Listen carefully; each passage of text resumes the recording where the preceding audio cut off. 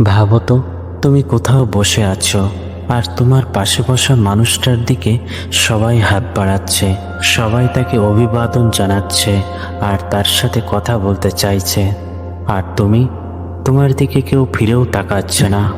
এই মুহূর্তটা খুব কষ্টের, তাই না? মনে হয় তুমি হয়তো কম গুরুত্বপূর্ণ, কম প্রিয়, কম সফল। কিন্তু থেমে যেও না, তুমি আসলেই কম নও। তুমি শুধু এখনো সেই জায়গায় পৌঁছাওনি যেখান থেকে তোমাকে দেখা যায়। স্মরণ রেখো, মানুষ হাত তোলে সূর্যের দিকে, মোমবাতির দিকে নয়। কিন্তু তার মানে এই নয় যে মোমবাতি অন্ধকারে আলো দেয় না। হয়তো আজ তোমাকে কেউ খেয়াল করছে না, কিন্তু একদিন তোমার আলোই কারোর পথ দেখাবে। তুমি যখন নিজের স্বপ্ন, নিজের পরিশ্রম, নিজের ইচ্ছা শক্তি দিয়ে দাঁড়াবে, তখন দেখবে তোমার হাত ধরতে লাইন ধরে দাঁড়াবে মানুষ।